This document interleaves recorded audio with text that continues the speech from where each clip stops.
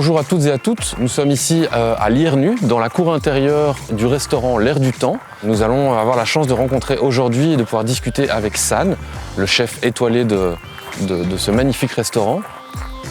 Salut Corinne. Salut Denis. Vous me permettez de gribouiller un petit peu dans ton carnet? Ah oui, on échange les rôles. Voilà, exactement. Alors justement, Denis, on va parler dans cette émission de la gastronomie. Est-ce que la gastronomie est une discipline artistique à part entière? Tu vas de ton côté les rencontrer, San, et moi, Amélie Vincent, qui est journaliste culinaire et consultante en gastronomie. Parfait. Ça promet d'être intéressant. Et bon. J'espère. À tout à l'heure. Bonne visite. Je m'appelle Sangoun de Gimbre et je suis propriétaire du restaurant L'Air du Temps. On est ici à Liernu, en plein cœur de l'ASB. J'ai cuisiné la première fois quand j'ai ouvert mon restaurant.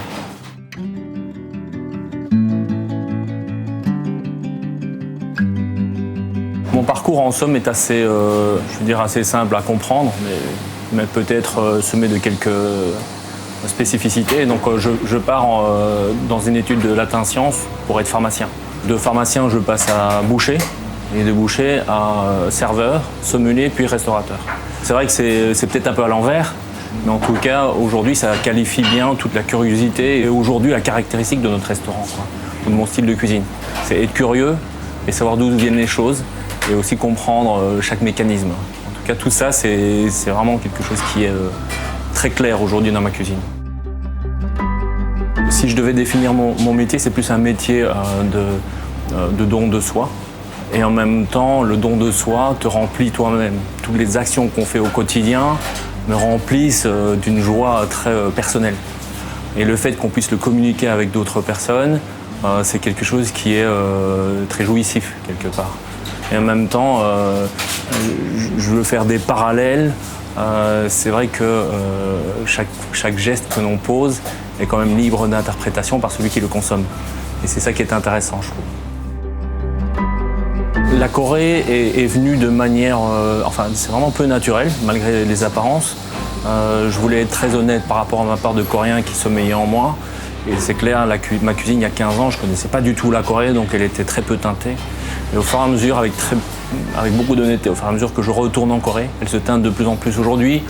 On peut dire qu'elle rentre à 30-40% dans ma cuisine. Donc c'est vraiment plus une signature aujourd'hui, quelque chose qui est très logique et honnête. San, si tu devais expliquer de manière assez simple à des gens qui ne croiraient pas que ta démarche peut être vue comme artistique, comment est-ce que tu pourrais définir la part artistique de ton travail?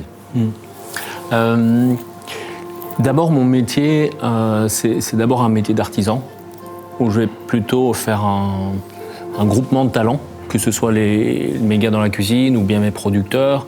Je vais synthétiser tout ça et avoir une traduction qui va m'être aidée par ma technique, en tout cas.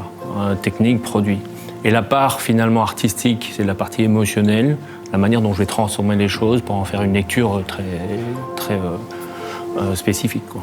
Si tu devais me donner quelques influences qui arrivent jusque dans ta cuisine, on peut parler de peinture, on peut peut-être parler de photos, de voyages. Mais c'est vrai qu'au fur et à mesure, j'ai commencé à cuisiner, mais comme je l'ai dit, je n'ai jamais cuisiné avant d'avoir ouvert mon restaurant.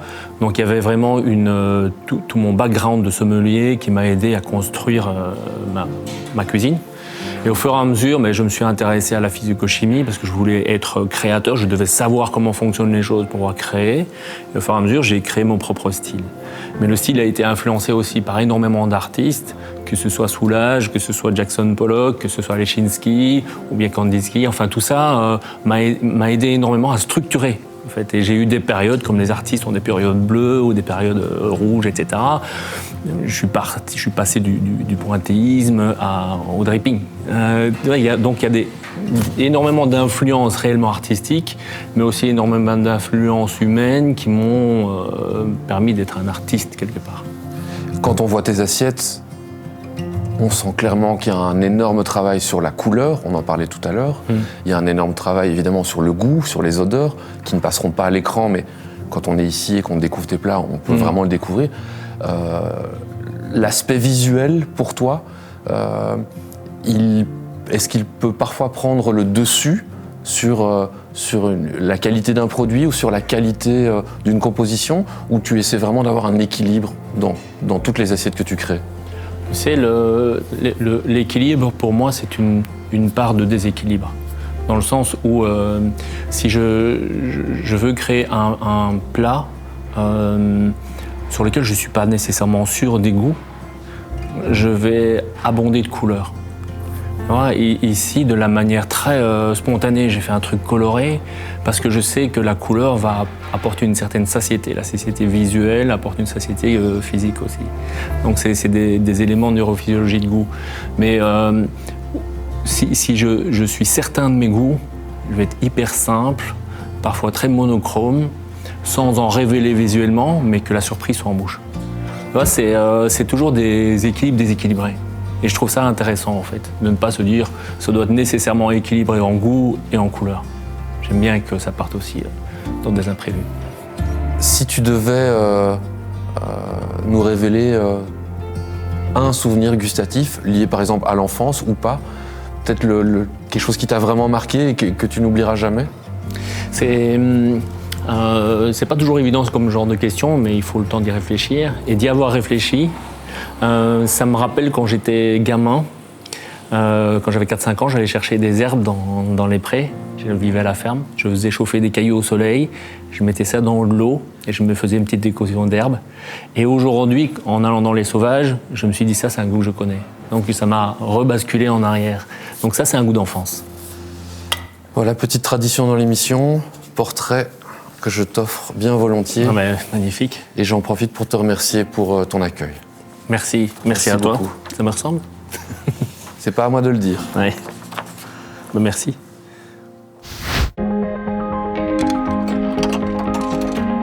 La gastronomie est vraiment un art. On parle même d'art culinaire. Il y a déjà le choix du produit d'abord, le choix de l'artisan, la manière dont on décide de le mettre en valeur dans les préparations, mais aussi dans le dressage à l'assiette. C'est pas juste un plat, c'est une histoire qu'on essaye de faire vivre aux clients, de ressentir aussi tout le travail qu'on a fourni dans ce plat. L'émotion, ça fait partie intégrante de notre métier. C'est ce qu'on recherche en fait, c'est donner de l'émotion. On va vivre en effet un voyage. Ça va de l'apéritif, ça va du service au vin, ça va de la découpe, ça va du flambage, ça va du dressage de l'assiette. C'est une mise en scène, c'est pour faire plaisir aux clients. On pourrait associer ça à une pièce de théâtre où il y a plusieurs intervenants, donc avec un show qui est de plus en plus présent aussi en salle. Si le client n'a pas envie, ça ne sert à rien. Il faut donner toute la créativité qu'on a pour sortir du lot par rapport aux autres chefs. Chaque artiste, donc si je peux dire chaque cuisinier, peut ou non toucher la clientèle. Et heureusement, ce qui fait qu'on aime ou on aime moins un restaurant ou un type de cuisine, et c'est ça qui fait aussi la globalité de l'art. Amélie, on est en train de profiter de l'endroit, mais quand même, pourquoi est-ce que tu nous as emmenés précisément dans un potager ? Écoute, Corinne, je vous ai emmené dans un potager, mais pas n'importe quel potager, puisque c'est le potager du restaurant 2 étoiles L'Air du Temps, du chef Sangoun de Gimbre. J'avais envie surtout de montrer que derrière la gastronomie, il y avait, pour ce faire, évidemment des ingrédients. Et parmi eux, San, qui est très proche de son jardin, cultive beaucoup les légumes. Mais derrière tous les plats qu'on pourra goûter, il faut se rendre compte qu'il y a des producteurs, des artisans qui donnent tout leur cœur et toute leur conscience à essayer de faire les choses le mieux possible pour que cet art puisse continuer à exister. Et forcément, la qualité de la matière première est super importante. Tout à fait, la qualité, le sens qu'on y met, comme je disais, l'éthique, le fait de ne pas utiliser d'intrants, de produits chimiques, de faire les choses à échelle humaine, d'essayer de s'entourer justement des producteurs les plus proches possibles. Les chefs sont animés de cette volonté de créer cette communauté autour d'eux et de pouvoir nourrir les autres grâce à ces relations de confiance. Alors à partir de quel moment justement on peut élever la gastronomie au rang de discipline artistique ? Il me semble que la gastronomie peut s'envisager comme une discipline artistique à partir du moment où le plat, où la création culinaire reflète la singularité du chef et son expression réellement personnelle. Alors quand on parle d'art dans la gastronomie, est-ce qu'on entend par là la composition de l'assiette, la beauté de l'assiette, l'explosion des saveurs en bouche, c'est un tout ? Je pense que c'est un tout. Je pense que qui s'envisage, comme je disais, à partir de la graine jusqu'à l'ingrédient, à la façon dont on va choisir les différents éléments qui vont s'imbriquer dans l'assiette, la façon dont on va utiliser certaines techniques pour effectuer son plat. Et puis évidemment, comme tu le dis très justement, comment est-ce qu'on va le mettre en place, comment est-ce que visuellement ça va pouvoir être apprécié par le client ou le consommateur. Est-ce que tout le monde est capable d'apprécier ou alors c'est un cheminement finalement? Je pense qu'il y a clairement une forme d'affinité au départ, c'est-à-dire une sensibilité au goût, une sensibilité parfois olfactive ou une sensibilité en général. Mais je pense aussi que la gastronomie s'apprécie d'autant plus qu'on a pu expérimenter différentes tables, différents courants culinaires et différents horizons aussi au niveau global et mondial. Et ça nous permet aussi de mieux comprendre comment sont structurés les plats et quelles sont les intentions des chefs derrière justement leur création culinaire.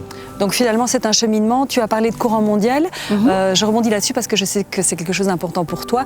Et la gastronomie, elle va aussi, en fonction de là où on est sur la Terre, s'appréhender de manière différente. Il va y avoir une culture culinaire différente en fonction de si on se retrouve au Japon, si on est effectivement en Inde, ou si on est en Scandinavie, ou en Amérique du Sud. La cuisine française, évidemment, est très très importante dans la culture culinaire mondiale. Mais en fait, finalement, la culture culinaire, c'est aussi le street food en Thaïlande, c'est aussi la culture scandinave du produit local et de proximité, le produit sauvage. Et ça peut être au Japon, finalement, cultiver les choses dans les temples de façon la plus consciente possible. Donc il y a une multiplicité en fait d'aspects derrière la gastronomie qu'on peut envisager, qui reflètent aussi la sociologie et qui reflètent aussi l'anthropologie. Et comment est-ce qu'on s'approprie cette œuvre artistique puisqu'elle est éphémère? C'est la plus grande difficulté de la gastronomie aussi. Comment est-ce qu'on peut la révéler au grand public? Effectivement, comme tu le dis, elle est éphémère, donc dès qu'on y touche, eh bien, finalement, elle disparaît. C'est sa beauté aussi. Mais du coup, ça la rend effectivement difficile à reproduire et à expliquer, puisqu'elle est exclusivement destinée à la personne qui va la goûter et qui va l'intégrer. La façon dont on peut le faire, c'est finalement de manière visuelle, en ayant des jolies créations et en essayant de raconter le plus possible la philosophie et les histoires des chefs qui se cachent derrière. Parce que c'est aussi une émotion. C'est surtout une émotion et c'est bien ça qu'on codifie dans nos corps quand on goûte à un plat. C'est ces émotions et c'est ces images qui nous explosent dans la tête quand on les goûte. C'est clair. En tout cas, merci Amélie de nous avoir fait voyager avec ce décodage. Merci beaucoup, merci à toi. Convaincu comme moi, la gastronomie est une discipline artistique? Alors, convaincu de par ce qu'on vient de discuter avec San, mais je l'étais déjà fortement avant.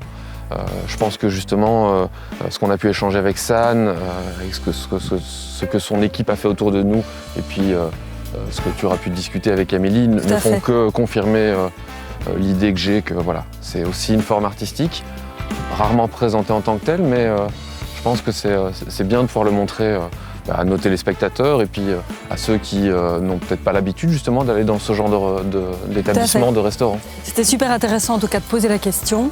Amélie y a également répondu et moi maintenant je suis convaincue et ravie d'avoir fait ce voyage gastronomique. C'était très chouette, merci beaucoup. On se retrouve le mois prochain. Au revoir. Ciao.